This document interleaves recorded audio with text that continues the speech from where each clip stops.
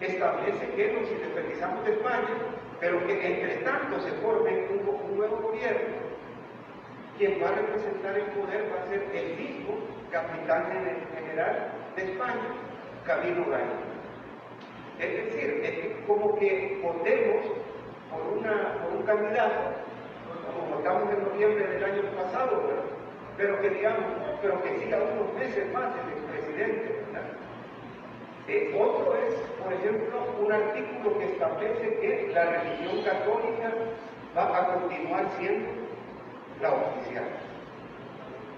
Y otra que no declara expresamente qué forma de gobierno va a formar el nuevo Estado, entre tanto se reúna una junta consultiva que arregle ese asunto. En tal contexto, pues, la independencia del 15 de septiembre nos liberó oficial y teóricamente de España, pero continuó el mismo estado de cosas. No se transformó la estructura religiosa, no se transformó la estructura política y las mismas autoridades continuaron gobernando por varios meses. Por esa razón, la independencia del 15 de septiembre de 1821 se dio en un contexto de bastante debilidad y fragilidad de la sociedad centroamericana, de tiempo que apenas duramos independientes, fíjense, 4 meses, porque en enero de 1822, el 5 de enero de 1822, casi 4 meses después de declararnos independientes de España, pasamos a formar parte de otro imperio, del imperio mexicano de Agustín de Iturbide. Entonces por ahí va el asunto que les decía al principio. Centroamérica tiene 2 independencias. ¿Por qué? Porque la primera fue casi como fallida, o fue, debemos decir, abiertamente fallida, porque nos independizamos, dejamos de ser colonia, pero luego, 4 meses después, pasamos nuevamente a ser una colonia del imperio mexicano. Esa situación de nueva colonialidad la mantuvimos durante 2 años, desde enero de 1822 hasta marzo de 1823.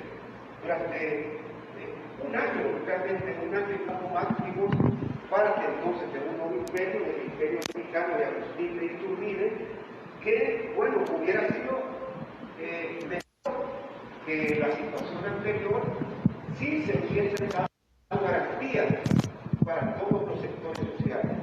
Pero no se dieron, porque muchos recordarán que Agustín de Iturbide, ahí empezó la tradición de los golpes de Estado, fíjense, en Centroamérica. A pesar que era un imperio constitucional, que existía una constitución, en marzo de 1822, Agustín de Iturbide le dio golpe de Estado al Congreso, en el cual había sido nombrado como representante por Tegucigalpa nuestro gran sabio José Cecilio del Valle. Y recordarán que Agustín de Iturbide mandó a encarcelar a José Cecilio del Valle, aunque después tuvo que liberarlo y nombrarlo como primer secretario de Relaciones Exteriores del Imperio Mexicano.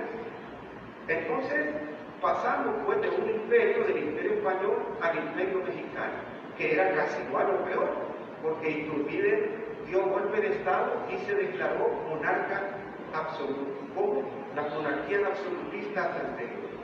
En ese contexto, pues, los liberales, los sectores liberales de la Centroamérica de aquel tiempo, por ejemplo, el grupo formado por Pedro Molina y Francisco Barrundia de Guatemala, y por José Cecilio del Valle también, y en el caso de Honduras, el grupo político guiado por Dionisio de Herrera, su hermano Justo Herrera, y su pupilo Francisco Morazán, empezó a recelar la anexión a Centroamérica y empezaron a articular por toda la región centroamericana la necesidad de declarar una segunda independencia.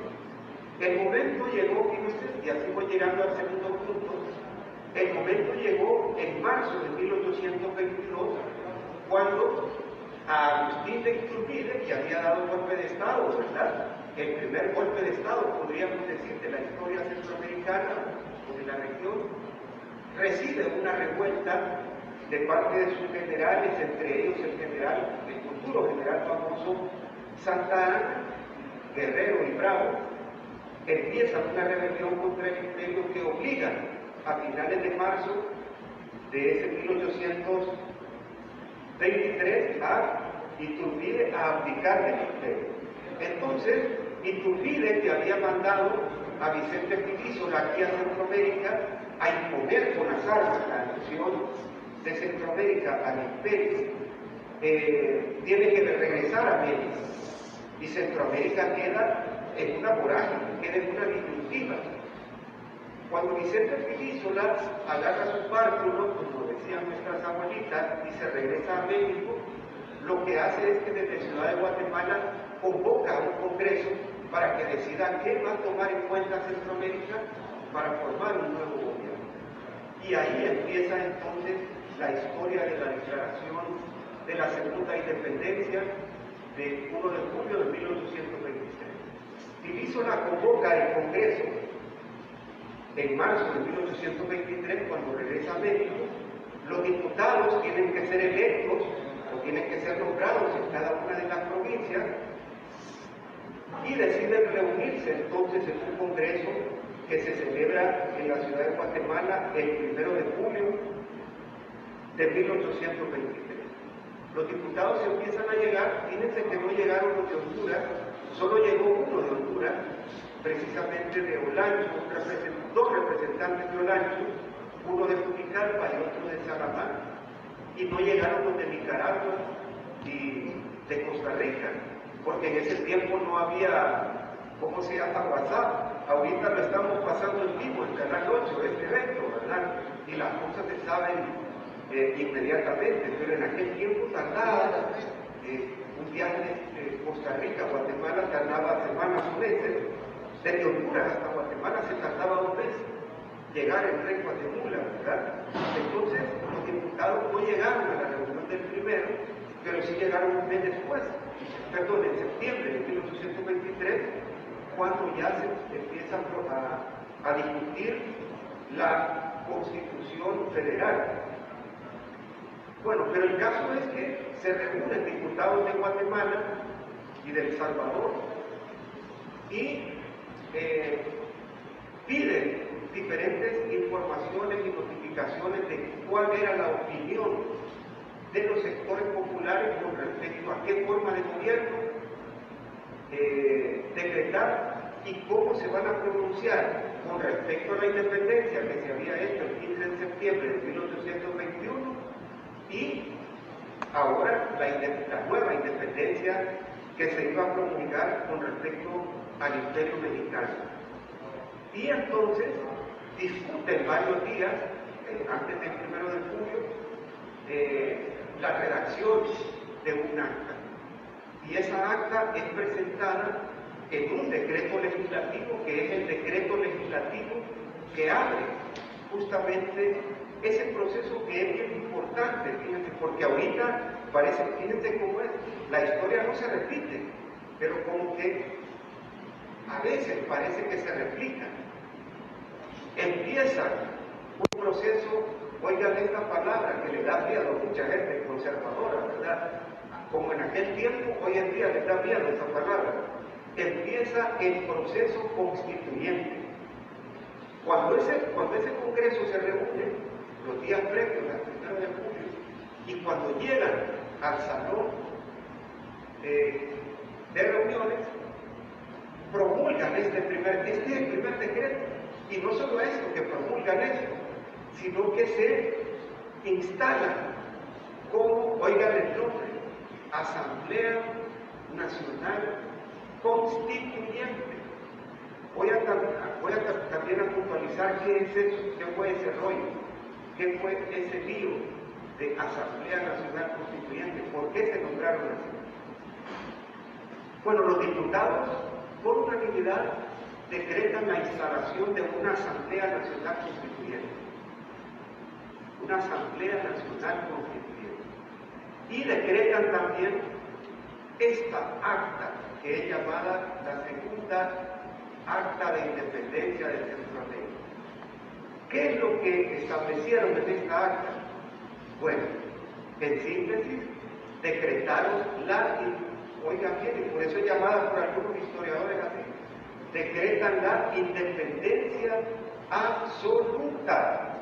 Es como cuando tu novia está enojada y le decís, amor, ¿estás enojada? Absolutamente, le dice tu novio. Entonces ponle la barba en el remojo, ¿verdad? Está diciendo, somos libres, somos independientes de España, de México y de cualquier otra potencia. Pero fíjense que hay dos cosas, y por eso yo reconozco que los constituyentes del 1 de julio eran ya el sector liberal más radical y más reformista de la época. Y es cuando empieza ahí, a mi juicio, el sistema liberal y republicano en la historia de Centroamérica. Fíjense que el acta establece un poco largo exordio que contiene 2 puntos. No se lo voy a leer literal porque es un poco largo, pero voy a tratar de resumirse. Ese exordio, vean qué interesante, cómo recoge las ideas de la Ilustración, de las ideas de libertad. Ese exordio recoge 2 puntos interesantes. Primero, primer punto, dice, bien, nos independizamos primero de España. ¿Y por qué es legal esa independencia? Porque España usurpó los derechos de nuestros abuelos, de nuestros ancestros, de los pueblos indígenas. O sea, los 300 años de dominación española fueron una usurpación. Vinieron a usurpar el poder, vinieron a usurpar, algunos ya conocemos cuántos corruptos hay aquí, ¿verdad? De Honduras. Vinieron a meter la uña, puñudo, ¿verdad? O sea, el primer exordio dice, ¿la independencia de España es legal? Sí, porque los españoles fueron usurpadores. 2, el segundo exordio, que dice, ¿la independencia de México es legal? Es legal la independencia que hicimos contra México. Sí es legal. ¿Por qué? Porque fue violenta, porque fue una invasión.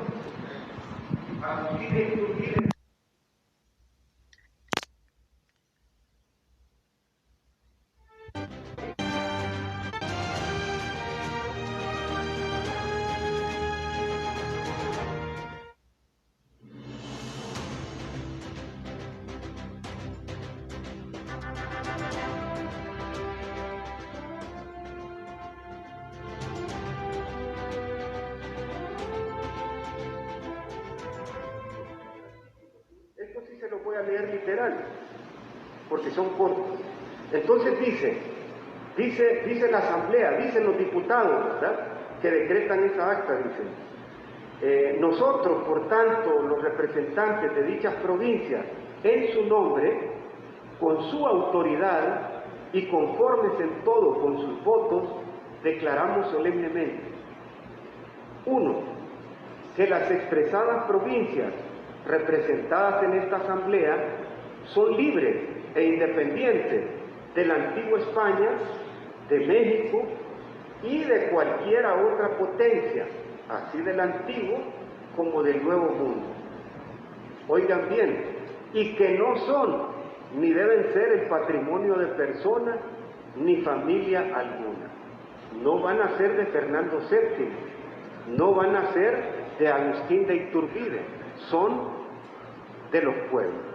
Ese es un principio liberal y además es un principio patriótico. Es un principio patriótico.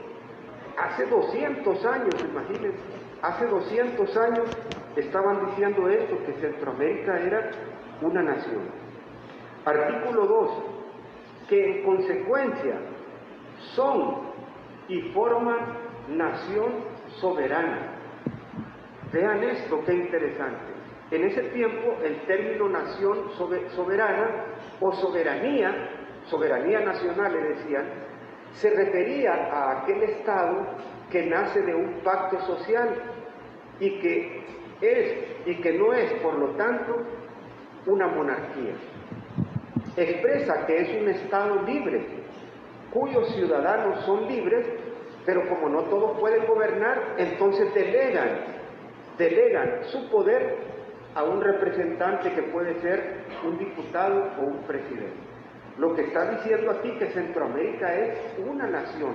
Esta es la primera vez, fíjense, en un documento político, de carácter político, en que se declara que Centroamérica es una nación, que Honduras es una nación, que Guatemala es una nación, que no somos colonias, pues, ¿verdad? Que no somos colonias.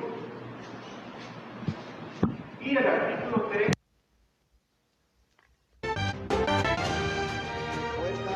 el colonialismo.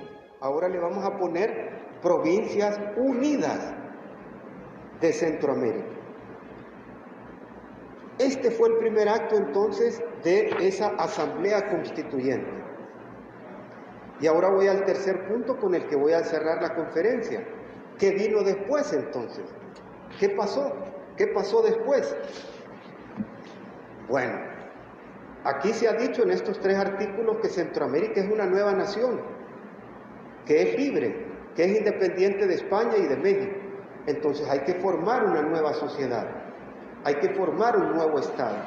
Por eso creo yo que esta segunda acta de independencia es la que da inicio al sistema republicano, al sistema liberal y republicano que todavía tenemos hasta la actualidad. Por eso son importantes estas efemérides. Entonces, se decreta independiente de España y de México, pero hay que crear el nuevo Estado. ¿Y cómo se crea un nuevo Estado? Para los ilustrados era fundamental, era la raíz, era el corazón, un documento que en aquel tiempo llamaban Carta Magna y que hoy en día llamamos Constitución. Hay que crear una Constitución. Para crear un nuevo Estado hay que crear una nueva Constitución. Y esta asamblea entonces se instala, dice, vamos a instalarnos como asamblea constituyente para discutir, escribir y aprobar una nueva constitución.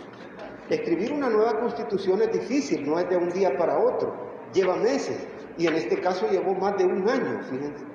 Estuvieron discutiendo qué constitución y qué nueva forma de gobierno se iba a decidir, y finalmente, después de un año y varios meses, la Asamblea promulga una nueva Constitución que da vida a la República Federal de Centroamérica cuando se aprueba el 22 de noviembre de 1824 la nueva Constitución Federal que crea una república que ahora ya no se va a llamar Provincias Unidas, sino que se va a llamar República Federal de Centroamérica, que es en la que tiene protagonismo nuestro Tayacán, ¿verdad? El general Francisco Morazán.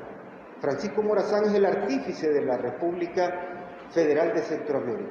Pero fíjense que en el ínterin, ¿verdad? En el ínterin de la Asamblea, en lo que se está discutiendo, el articulado de la Constitución Federal, la Asamblea continuó haciendo obras, ¿verdad?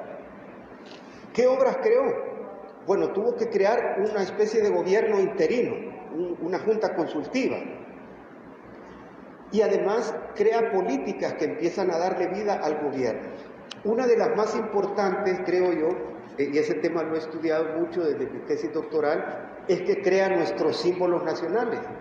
La Asamblea decreta la bandera y el escudo federal, de la cual, tanto del escudo como de la bandera, derivaron luego todas las banderas de nuestras 5 repúblicas. La bandera de Guatemala, de El Salvador, Honduras y Nicaragua son una pequeña reforma simbólica de la bandera federal de 1823. Y los escudos nacionales, el escudo de la Federación, Marco Pineda, que es bastante simbólico geográficamente, ¿verdad? Tiene 5 volcanes que representan los 5 estados de la República Federal, y tiene los mares, y tiene el sol este sol que nos hace trigueñitos o nos quema, ¿verdad? Y nos hace bien atractivos a los centroamericanos, ¿verdad? Bien, nos da sex appeal, ¿verdad? crea entonces la bandera y el escudo federal. Pero el acto más bello, fíjense, de esta, y eso casi no se enseña en la escuela, hombre, y debemos enseñarlo los profesores, el acto más bello de la Asamblea Nacional Constituyente fueron los dos siguientes. Uno que dijo que todas las personas en Centroamérica van a ser, a partir de ahora, ciudadanos, que elimina el uso de títulos nobiliarios, ¿verdad? Esos que usaban las grandes poporoilas de aquel tiempo, ¿no? Marqués, conde o don, ahora todos van a ser ciudadanos, todos y todas van a ser ciudadanos. Pero el más bello de todo fue que la Asamblea Nacional Constituyente abolió la peor peste que ha tenido la humanidad, que es el esclavismo, la esclavitud. La Asamblea Constituyente, recogiendo el espíritu y anhelo de libertad de la Ilustración y Revolución Francesa, abolió la esclavitud en Centroamérica. Y hubo casos reconocidos en Centroamérica y Honduras de criollos liberales que liberaron a sus esclavos. Lo hizo José Cecilio del Valle, aquí en Honduras lo hizo el cura Juan Francisco Márquez, que era el gran amigo del general Francisco Morazán, había heredado de parte de su madre de crianza, de su tía y madre de crianza, la mayor cantidad de esclavos de Tegucigalpa, y él los liberó. Y el padre Matías Delgado también lo hizo en El Salvador, de hecho fue de los principales promotores. Hoy en día, fíjense, nosotros eso lo vemos bien lejano, pero todavía hay esclavitud en Centroamérica, todavía hay personas que están secuestradas por bandas del crimen organizado.